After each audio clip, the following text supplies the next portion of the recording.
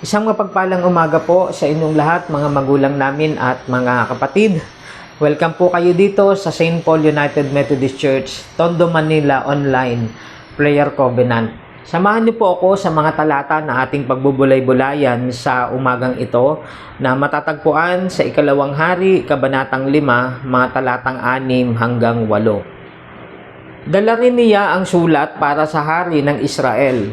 Ganito ang sabi sa sulat: "Mahal na hari, ang may dala nito'y si Naaman na aking lingkod.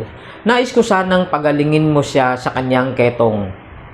Nang mabasa ito ng hari ng Israel, pinunit niya ang kanyang damit at sinabi, "Ako ba'y Diyos na maaaring pumatay at bumuhay? Bakit sa akin niya pinapunta ang taong ito para pagalingin sa kanyang sakit? Baka naman humahanap lang siya ng dahilan para magdigmaan kami."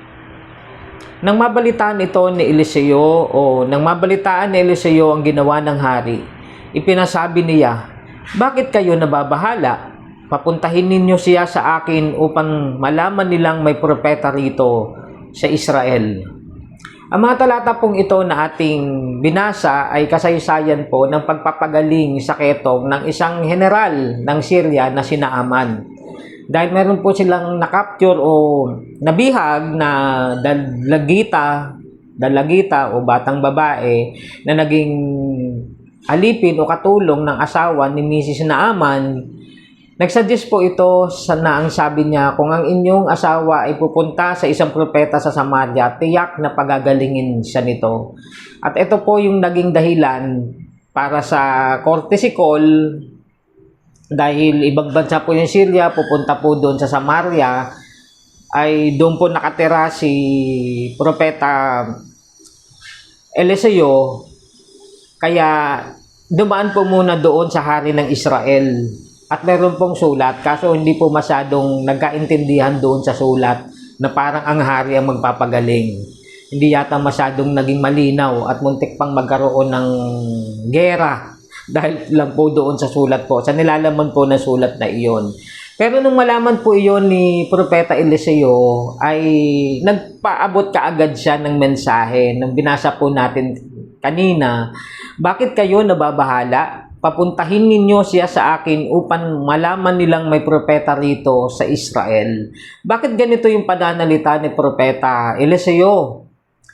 During that time, Israel was under curse. No, nasa ilalim sila ng sumpa dahil sa kanilang mga kasalanan, especially yung pagsamba nila sa mga Diyos-Diyosan. At ang propetang ito na si Eliseo ay hindi po mismo sa Israel nakatira, kundi doon sa Samaria. At nang malaman niya na mayroong naghahanap ng kagalingan, no, na katulad po ni General Naaman o si Naaman, na isang general Syrian, no, ay pinapunta doon ni Eliseo para malaman nilang may propeta sa Israel. Ang ibig lang pong sabihin, hindi nakikinig ang Israel, hindi nakikinig ang kanilang mga leader, hindi nakikinig ang king, queen that time sa mensahe ng Diyos through His prophet, no? Kaya God want to extend His healing mercy doon sa kahit ibang nasyon pa yan, ibang lahi pa yan, through prophet Eliseo. Alam po natin ng kwentong ito na gumaling po sa kanyang ketong si Naaman at nagpatuloy po yung kanyang pananampalataya sa Panginoon. Pinapakita lang po dito sa ating kwento na kahit ang Diyos ay magagawa niyang ma-extend ang kanyang habag, ang kanyang kagalingan, kahit na po sa mga hindi nananampalataya sa Kanya. Yun yung kaparaanan na ginawa ng Diyos. Dahil nga po, ang time po na yun, ay matigas ang ulo ng Israel. At tangi ang propeta lamang na ito ang naniniwala, siyempre, sa Diyos. At ang biyaya naman ng Panginoon, magpahanggang ngayon po sa buhay natin. Marami pa rin ang hindi nakakakilala, tumatanggap sa Panginoon. Marami pa rin mga naniniwala sa mga Diyos-Diyosan at sa sarili nila kaysa sa Panginoong Diyos. Ngunit patuloy na ipinaabot ng Panginoon, yung kanyang biyaya, yung kanyang pag-ibig sa pamamagitan ng kanyang mga salita ng mga tao na nagbabahagi ng mabuting balita at sa mga tao na gumagawa ng kabutihan para sa kanilang kapwa. May iba't ibang kaparaanan ng Panginoon para maipaabot sa iba yung pag-ibig niya, yung pagpapagaling niya, yung salita niya at yung pagpapalaya niya sa maraming mga tao.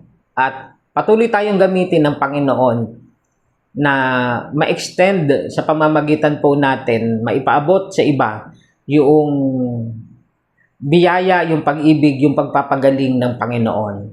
Sa pangalan ng Ama, ng Anak at ng Banal na Espiritu. Amen. Tayo po ay manalangin.